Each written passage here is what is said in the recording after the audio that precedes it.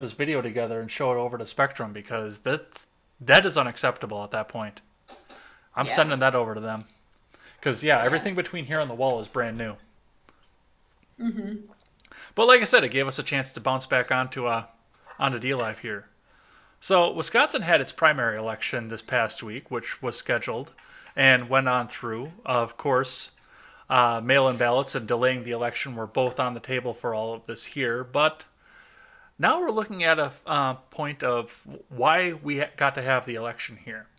So early on in the month, Governor Evers said that the election is going to go off no problem, no hitches. We're still going to have the election on its scheduled time on April 7th.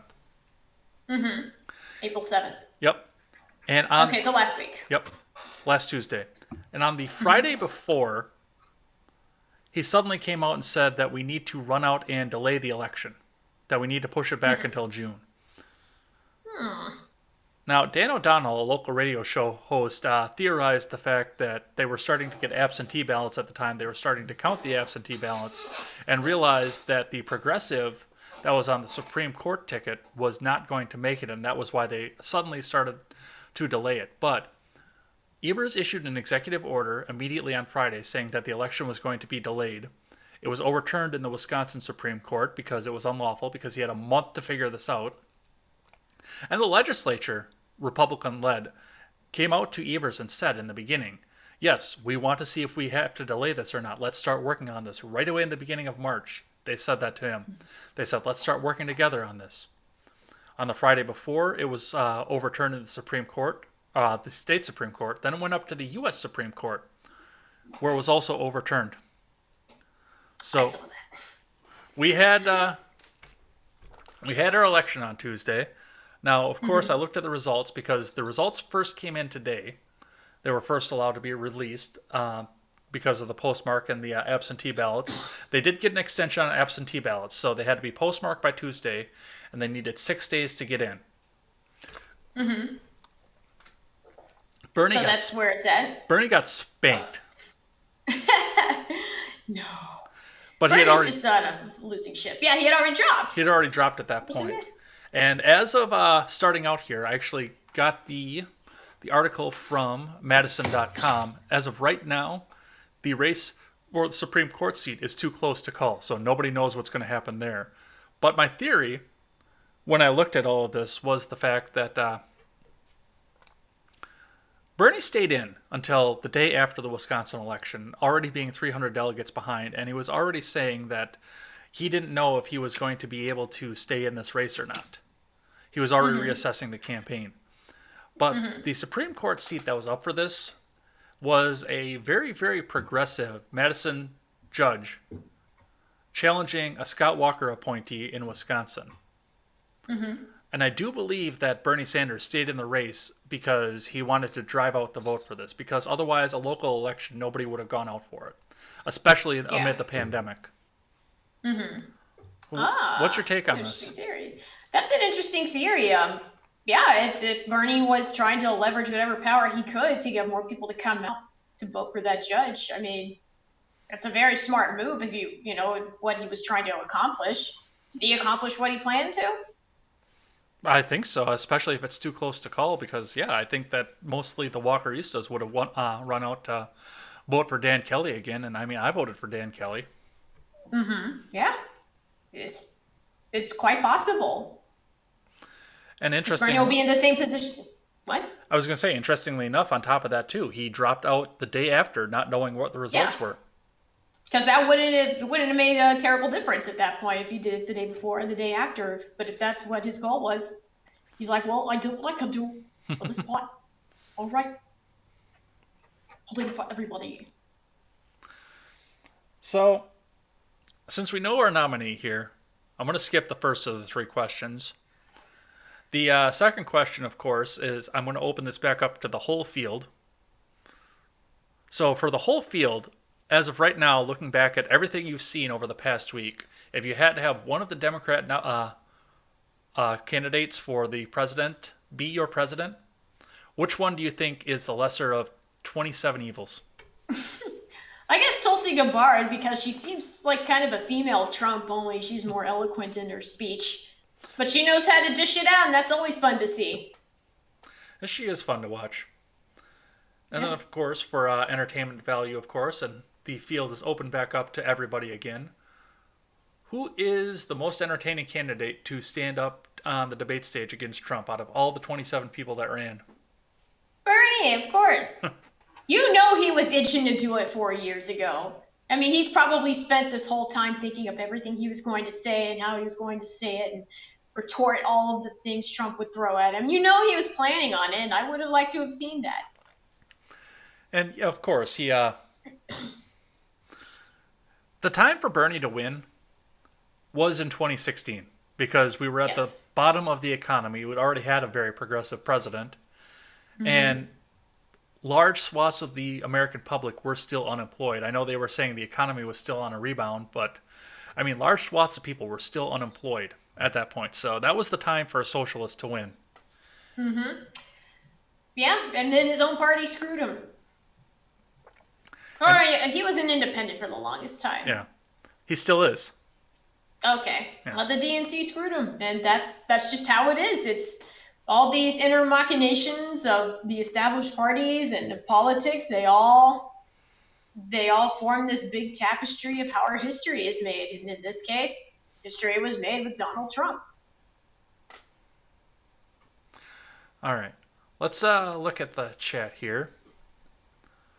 Ron Helton says, I have a high school friend in New York City who thinks the government is protecting us. Well, I said, why did they do a better job of preventing it from coming here in the first place? TDS. And he says, if Biden is not replaced by Cuomo, then they will probably have to continually turn him in the right direction when he debates Trump. And Wait, what? if Biden is Cuomo not replaced by replace- Cuomo, then they will probably have to continually turn him in the right direction when he debates Trump. Because that's one of the other Interesting. talks that's over there, is they're going to replace Biden with Cuomo in the 11th hour. Oh, jeez, that would be interesting. Yes. I'm going to be entertained either way. Yes, Just like in Democrats, all your votes for the 2016. last 3 months didn't matter. Pretty much, yeah. So wait, they'll have to turn him in the right direction? What does he mean by that? Well, they'll have to turn Biden in the right direction so he's facing the right way. Did you Oh, see did you see his Oh, video literally, conference where okay. he was looking off to the side like this? No, oh my gosh. How come nobody else is reporting on that? That is not good optics. I think I had a video on that on this show. I don't remember seeing it. Or was that, I thought you were talking about like the jobs being lost or whatever. No, That's what, it was a few weeks ago. I had while I was talking when it was still current. Yeah, he did a video live stream like a month ago from his home, oh my god. and yeah, he looked off to I the think side. I know. That's right. I think I know what you're talking about. That does not look good. Oh my gosh. Why? Why, DNC? You know what? You might as well probably swap him out with Cuomo. You might as well at this point, because he's not all there. Yeah.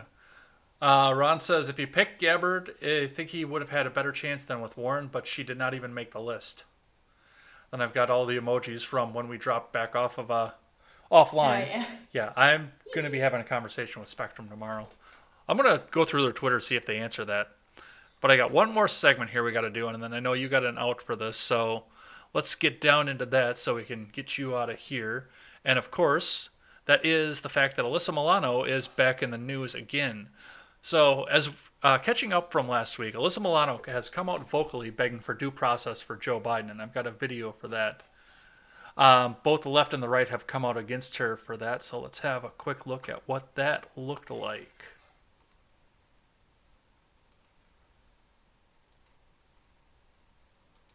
Whoops.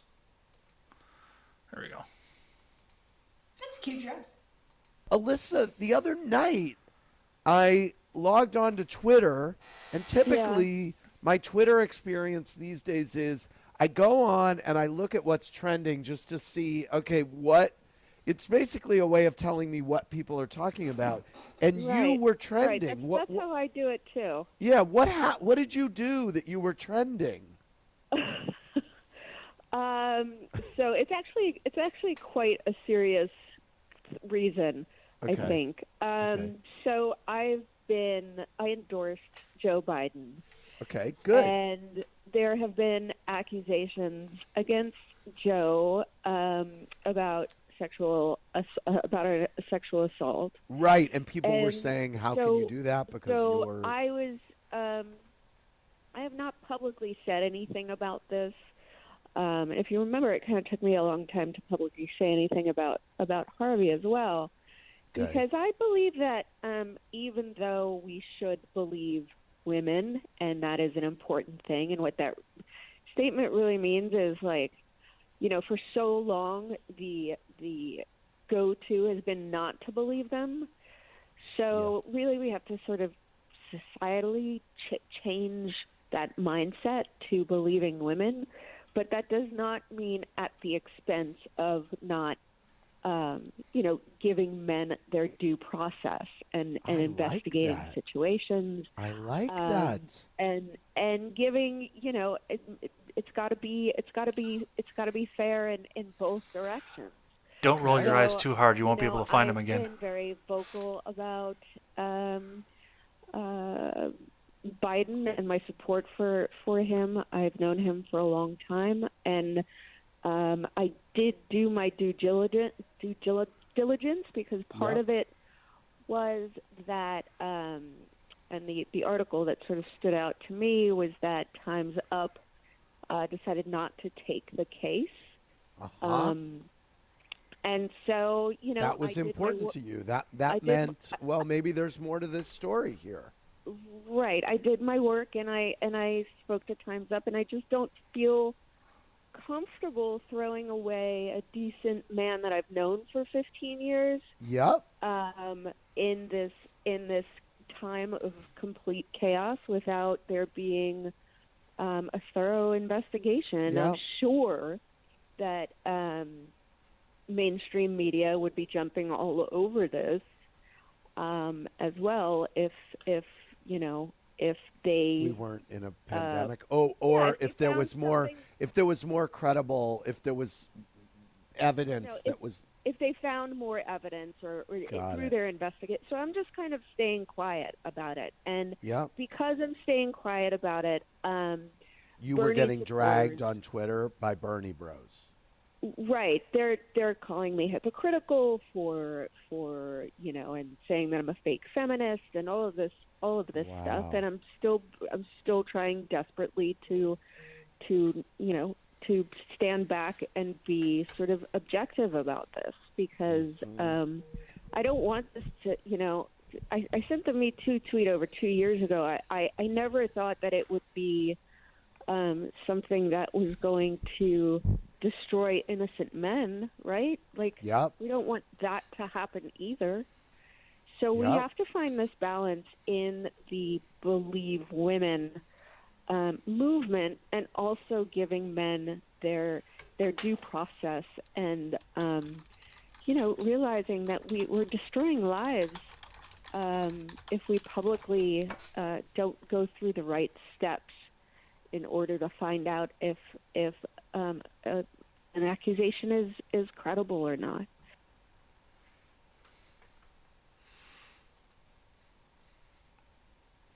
So. Oh my gosh. I mean, is anybody really surprised? Like, she's a fake feminist and all this crap. Like, well, duh. It's almost as if she didn't believe half the shit she was saying. Are people really surprised? And it's nice that now she's being called out on it, and she's caught in this huge hypocrisy, and that everybody has full view of it. Mm-hmm. So that's something to take away from it. But I mean, what else can you really say? Well, and that part of it, the fact that she's fake on this, is the old news at this point. She decided she wanted to try and redeem herself this past week. First with this tweet. Let me pull this up bigger so I can read it, because it's grainy as crap.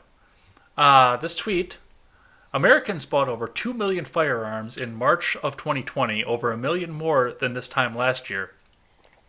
We have to keep each other safe by social distancing and washing our hands, and not bringing dangerous firearms into our homes. Stop the coronavirus gun surge. No RA. No RA. And it got worse, if you can believe that. Because attached to that, as you can probably see, is a video which I clipped and was able to pick up for us. So let me get that up here. And it just basically goes further on to what she was saying here. Let me get that playing.